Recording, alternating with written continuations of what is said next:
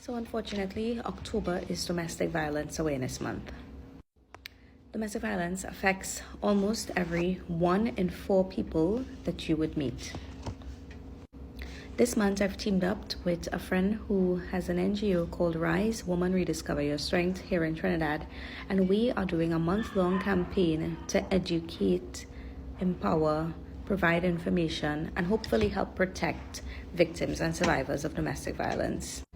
We're also going to pay a little bit of attention to listening to the stories and just to finding and providing some sort of support for perpetrators as well, with emphasis on making it known that reconciliation is not always the goal when you seek to help perpetrators, but the goal is to keep victims and survivors safe, even if that means mentally safe, emotionally safe, spiritually safe,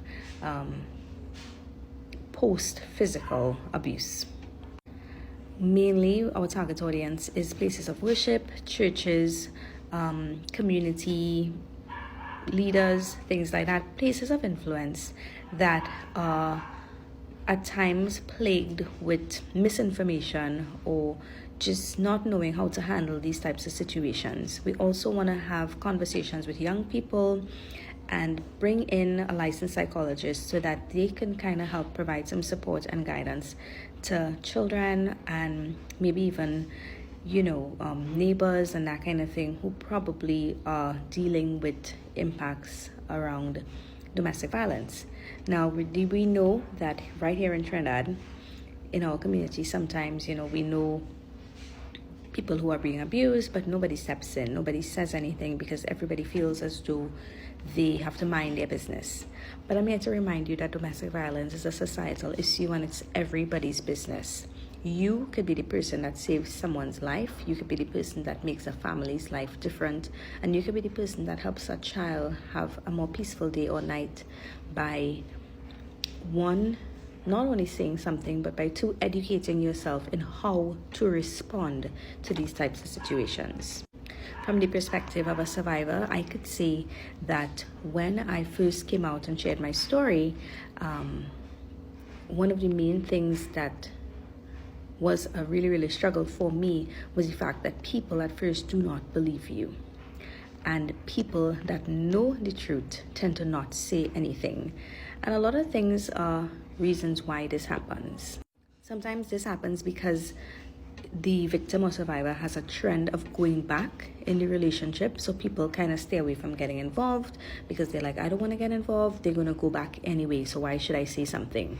And one of the other reasons too, sometimes why people don't get involved is because they would have inherited certain types of patterns in their own lives and they feel as though, okay, in time eventually it'll work out, they'll figure it out. And again, this goes back to the societal issues that plague domestic violence. If there is a trend in society where, people go through this phase of fighting and that kind of thing in the early stages of their relationship, and then the relationship gets better with time as they get older, we tend to accept that as the right way, when in truth and in fact, it's not. And with regards to the disbelief, sometimes it's tough for people to believe your story because they may have known you for such a long span of time and you've said nothing. Where all of a sudden is this story coming out from? And from my personal experience and just hearing the stories of other victims and survivors, one of the main reasons why people tend to stay quiet for so long is because obviously they're ashamed, right? You're ashamed that you have this big secret that you're keeping from certain people. Now, certain people will know, but you have this big secret, let's say you're keeping it from your employers, or you have some level of influence and you're keeping that hidden or private because you feel as though it will taint your image. And I think it's important for us to remember that coming forward to share that you are being abused or you have been abused is actually a brave step. I remember, and again, hearing from other stories and just being able to relate to it, when I started sharing, it was really just me having to do that so that I could keep myself sane and keep myself accountable to not go back. I had to hear myself saying this so that I would, be like, yeah, you were actually abused, because again, one of the reasons why we want to go to places community leaders, and particularly target religious institutions with this campaign is because, unfortunately, there is a huge bias that comes from religious communities pertaining to women as victims of domestic violence. There is this misconception that if you pray about it, eventually it will go away and things will get better. And if you pray about it, even if you leave, that your healing will come and this and that. And I remember being told that I was bitter because I was sharing, that I was unforgiving because I wasn't taking this person back. And, because the person was exhibiting signs of change, that I should go back into the relationship. When, again, like I said in the very beginning, reconciliation should not be a goal when you're handling domestic violence, families, situations, whatever. The goal should be keeping the victim and survivor safe in whatever capacity, working towards the healing for that person, and if there are children involved in the situation, and how could we then find some sort of common ground to keep these people safe. Safety is the number one priority. So our hope with this campaign is that we would get to have these conversations in places that the conversations are not normally held.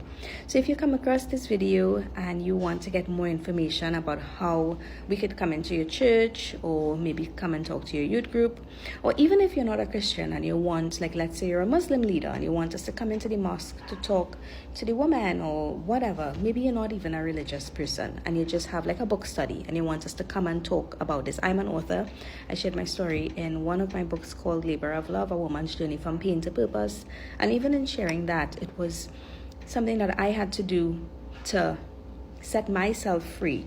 It wasn't something that I did to put my story out there or to taint someone else's image. And even with this campaign, it's not a smear campaign that me and other survivors are on to smear people's image. It's a campaign to help educate people about what victims and survivors go through, particularly victims and survivors who have a faith background, how we feel before leaving, how we feel during the process of leaving, and what we need to be able to come out of it. In my situation, I had resources, I had knowledge, I had support from people outside of my normal circle. So it was kind of like, it wasn't easy, but eventually I made it through. Someone else may not have that, and they might still be stuck in a place where they feel unsupported. They feel like their pastors don't understand what they're going through. They feel like their pastors not believing them. They feel like people just keep telling them to pray and fast and, do all these ritualistic things that is not helping them. We want to come in to try and start that conversation and also hear the other sides from the people who might not necessarily understand. Healing happens when conversations are had. And we really hope that this month, the month of October for Domestic Violence Awareness Month, that we could start having those conversations and that some sort of change could start to come to places where healing is supposed to be happening, but oftentimes hurt happens the most. So again, if you're seeing this video and you're a part of a church, a youth group, a book club, a book study, a women's Bible study, and you would like for us to come in and just have this conversation with you, we encourage you to give us a call. I'll attach the flyer to the end of this video. You can send an email or just call or text any of the numbers, and one of us will get back to you. It might not be me. You mightn't see my face coming to your church. It might be another survivor. It might be a psychologist. It might be somebody else. But we want to start having those conversations so that healing could happen and that we could kind of bridge that gap from, assuming that we know what people need towards really just loving people and helping them and meeting them where they're at, so that we could provide the support and resources to victims and survivors, keeping them safe while also giving some care and consideration to what perpetrators also might need to change. All right, so I'll attach the flyer and we look forward to having those conversations with you.